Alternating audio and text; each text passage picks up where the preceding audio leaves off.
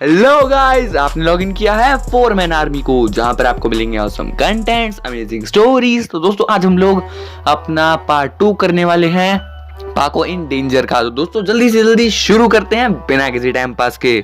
और thank you यार तुम लोगों के सपोर्ट के लिए, इतना बढ़िया सपोर्ट दे रहे हो तुम लोग। मतलब पहले मैं तरसता था कि मेरी किसी वीडियो पे 100 लाइक्स आए, लेकिन अब मैंने ये जो मूवी के बाद डाली ना, मेरी कई सारी वीडियोस पे 100 लाइक्स जा रहे हैं। यहाँ तक कि एक मूवी पे तो 150 होने वाले हैं, इस पे अभी 130 के आसपास कुछ होंगे। गाइस ऐसे ही अपना सपोर्ट बनाए रखिएगा। और जो ये बंदा डिसलाइक मारता है, इसके लिए बस एक ही बात है, तेरे एक डिसलाइक से मेरे को घंटा फर्क नहीं पड़ता, क्योंकि तू है मेरा हेटर, इसमें तेरी नहीं है गलती। तू है मेरा हेटर, इसमें तेरी नहीं है गलती। अगर मैं तेरी जगह होता मेरी भी तो जलती। ये मैंने अबाउट सेक्शन में भी लिख रखा है, हेटर्स के लिए कुछ शब्द है वहां पे लिख रखा है, तुम वहां पर जाकर भी इसे पढ़ सकते हो। और अबाउट सेक्शन में इंस्टाग्राम का भी लिंक है, तो अगर तुम कुछ मतलब की बात करना चाहते हो तो इंस्टाग्राम पे मैसेज कर सकते हो। तो अब शुरू करते हैं अपनी स्टोरी को। अबे तो करना, इतनी देर से बकवास किए जा रहा है। आराम से ताऊ, आराम से कर रहा हूँ। गाइस ये मेरा एक नया कैरेक्टर है फोरमैन आर्मी के लिए, ताऊ है। तुम्हें क्या बताऊं, इसकी आवाज बनाने में भी बहुत मेहनत लगी है। और ये थोड़ा मतलब की वीडियोस को कॉमेडी बनाने के लिए रखा गया है कि तुम स्टोरी सुनते सुनते बोर ना हो जाओ। गाइस पिछली वीडियो में हम लोगों ने देखा था कि मिस सुमीरे और मिक्सुओ फंस जाते हैं गुफा में। उसके बाद फिर मिस सुमीरे को काफ़ी ज़्यादा बुखार हो जाता है। उसके बाद डॉक्टर अपने किसी फ्रेंड को कहता है कि अमेरिका से वो दवाई भेज दो, पर वो दवाई नहीं भेज पाती क्योंकि फ्लाइट्स डिले हो जाती है, क्योंकि ओशन का जो लेवल होता है वो ज़्यादा ऊपर आ चुका है। बात पर मैन बोलता है कि मैं मिस सुमीरे के लिए वो दवाई लेके आऊँगा अमेरिका से। तभी पायान भी कहता है और पाको की रोबोट भी बोलते हैं कि मैं भी चलूँगी, और वो भी कहता है मैं भी चलूँगा। लेकिन परमैन बोलता है कि नहीं, यहाँ पर हॉस्पिटल में भी कुछ लोगों का रुकना बहुत ज़्यादा ज़रूरी है, इसलिए पायान और पाको तुम दोनों यहीं पर रुको, मैं लेके आता हूँ। तभी बूबी कहता है कि मेरे को पानी से बहुत डर लगता है, मैं नहीं जाऊँगा।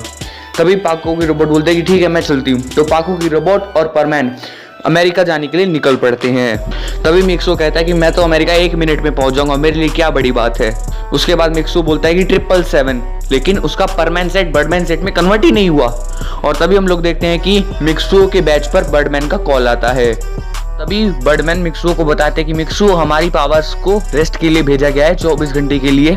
तभी मिक्सो बोलता है कि ऐसे कैसे पावर को रेस्ट पर भेजा जा सकता है। तभी बर्डमैन बताते हैं कि बर्डमैन की पावर्स को साल में 1 दिन के लिए रेस्ट पर भेजा जाता है, यानी अभी तुम अपनी बस परमैन पावर ही यूज कर सकते हो। तभी मिक्सो कहता है कि ठीक है बर्डमैन। तभी बर्डमैन पूछते हैं कि कोई इमरजेंसी है क्या।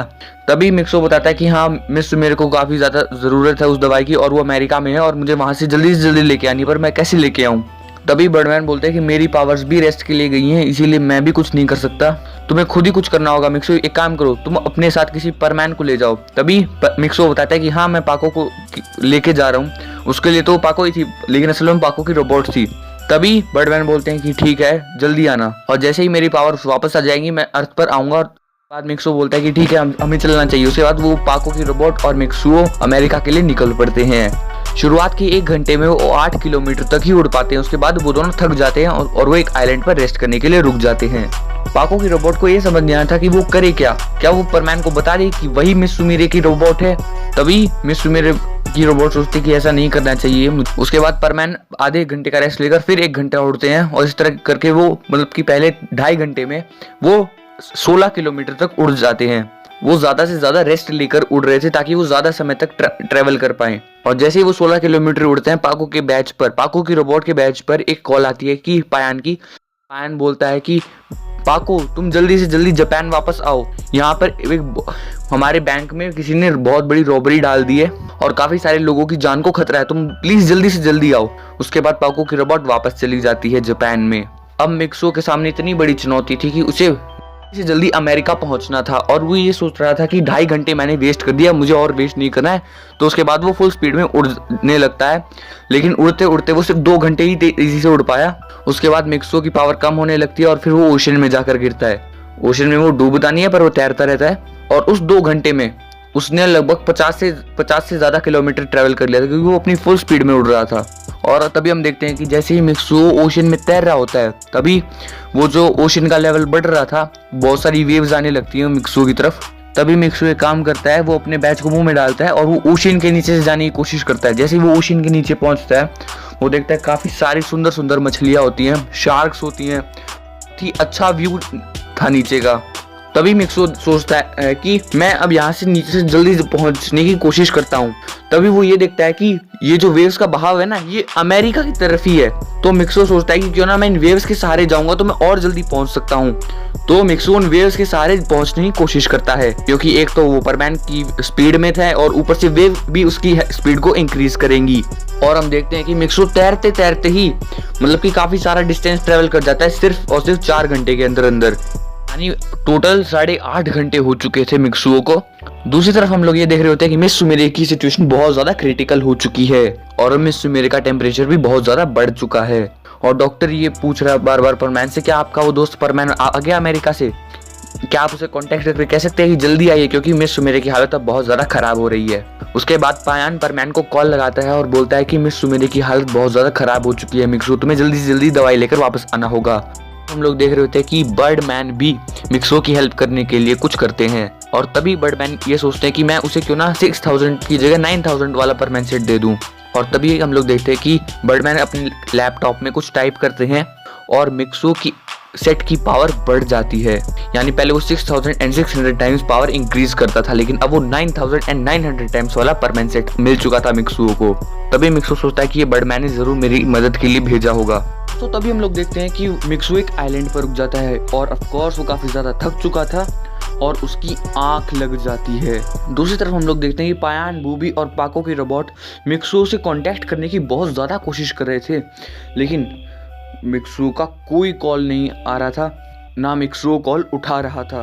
तभी पायान बोलता है कि अब हम मिस सुमेरे के लिए क्या कर सकते हैं, मिस सुमेरे तो उठ ही नहीं रही हैं और ना ही परमैन का कोई कांटेक्ट मिल रहा है।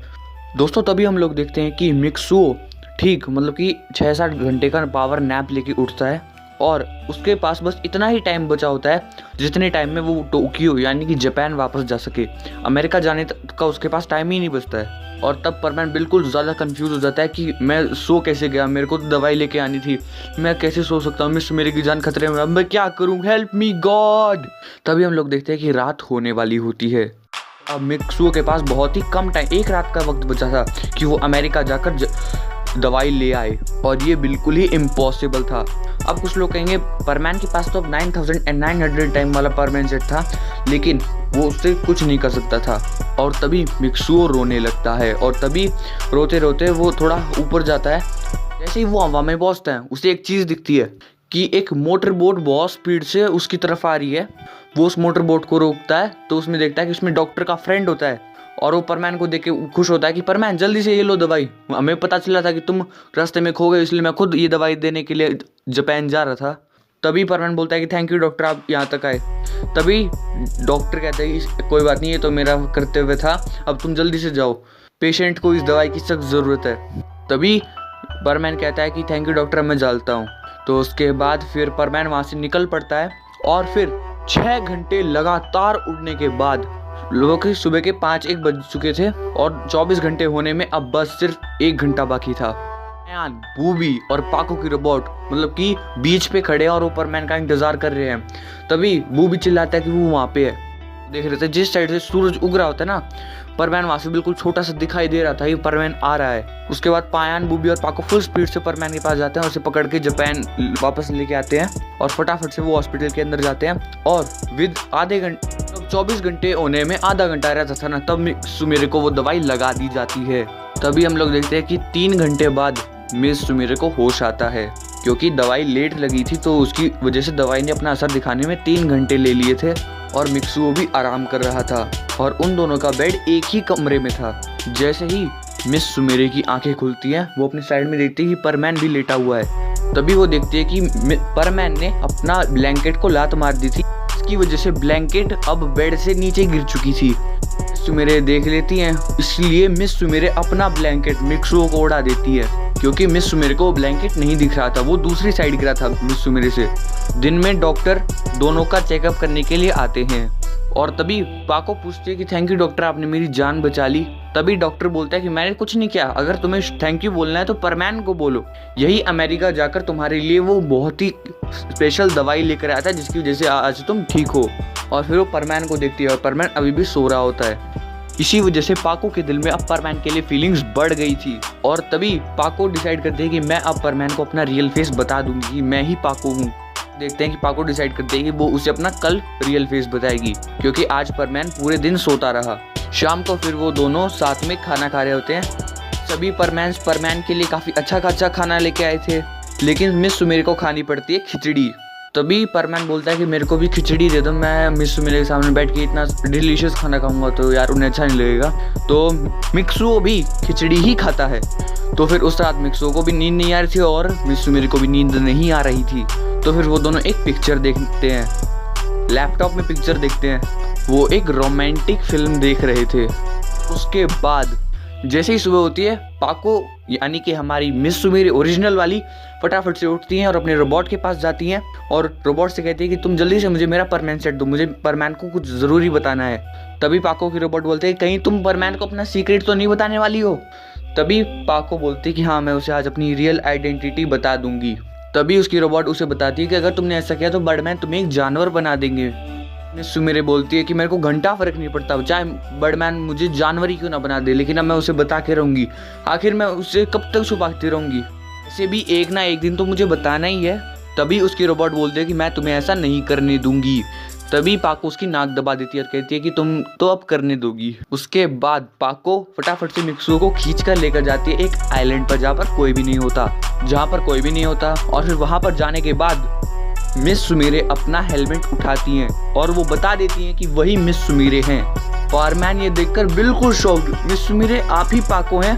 तभी हम लोग देखते हैं कि मौसम खराब होने लगता है और बर्डमैन अर्थ पर आते हैं और बर्डमैन बोलते हैं कि पाको, मैंने तुम्हें मना किया था ना कि तुम्हें मिक्सुओ को अपनी रियल आइडेंटिटी नहीं बतानी है, तुम्हारी हिम्मत कैसे हुई। तभी पाको बोलते हैं कि एक ना एक दिन तो मुझे बताना ही था मिक्सुओ को, तो मैंने बता दिया। बर्डमैन बोलते हैं कि तुम्हें मैंने कहा था कि तुम 1-2 साल बाद बताना है, तुम्हें आज नहीं बताना था। तभी पाको बोलते हैं कि बर्डमैन मैंने तो बता दिया, अब कुछ नहीं हो सकता। तभी बर्डमैन बोलते हैं कि लेकिन मैं तो कुछ कर सकता हूँ ना। तो वो अपनी गन निकालते हैं और पाको को एक फिश बना देते हैं और ओशियन में डाल देते हैं। से ये मिक्सो देखता है, मिक्सो बुरी तरीके से मतलब गुस्सा हो जाता है और बर्डमैन कहता है कि बर्डमैन आपने ऐसा क्यों किया। तभी बर्डमैन बोलते हैं कि तुम ज्यादा मत बोलो वरना तुम्हें भी मैं निकाल दूंगा और तुम्हें भी ऐसे फिश बनाकर डाल दूंगा। और ऐसा कहते हुए बर्डमैन वहां से चले जाते हैं और फिर अपना मिक्सो देवदास बन जाता है, उदास हो जाता है, काफी ज्यादा उदास हो जाता है और सैड सॉन्ग सुनने लगता है। और उसके बाद वो अपने घर चला जाता है। घर जाने के बाद उसका रोबोट उससे पूछता है कि क्या हुआ मिक्सो। मिक्सुओ रोबोट को कोई रिप्लाई नहीं देता है और इसी तरह मिक्सुओ रोबोट को ही अपने कमरे से बाहर भेजता था। मिक्सुओ खुद कभी अपने कमरे से बाहर नहीं गया 1-2 हफ्ते के लिए। और उसके बाद जब बर्डमैन ने नोटिस किया कि रोबोट आ रहा है परमैन ड्यूटी पर, तो वो एक दिन रोबोट को है ना पकड़ते हैं और पूछते हैं कि आखिर तुम क्यों आ रहे हो परमैन ड्यूटी पर, मैंने उसे परमैन बनाया ना कि तुम्हें। तभी रोबोट बोलता है कि वो काफ़ी ज़्यादा उदास हो गया है, वो ना ढंग से खाना खाता है ना ढंग से बिहेवियर करता है। तभी बर्डमैन कहते हैं रोबोट से, चलो ठीक है उसे कह देना अगर वो मुझे फाइट में हरा देगा तो मैं पाको को ठीक कर दूंगा। तो उसके बाद रोबोट भागा अपने घर जाता है और फटाफट से मिक्सुओ को बोलता है कि मिक्सुओ पाको वापस आ सकती है। तभी ये बात सुनकर मिक्सुओ बोलता है कैसे। रोबोट सारी बात बताता है कि बर्डमैन ने कहा कि अगर तुम उन्हें कल फाइट में हरा दोगे तो वो पाको को ठीक कर देंगे।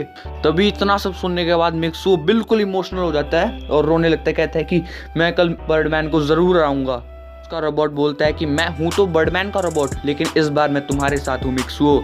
और अगला दिन हो जाता है और अगले दिन जैसे ही मिक्सुओ बर्डमैन से लड़ने के लिए वहां पर पहुंचता है, बर्डमैन बोलते हैं कि सबसे पहले तुम मुझे मेरा बर्डमैन सेट वापस दो। तभी मिक्सुओ बोलता है कि ऐसी कोई बात नहीं हुई थी बर्डमैन। तभी बर्डमैन बोलते हैं कि वो मेरा दिया हुआ गिफ्ट है, मैं उसे कभी भी वापस ले सकता हूँ, तो तुम चुपचाप मुझे मेरा बर्डमैन सेट वापस दो। तभी मिक्सुओ मना कर देता है।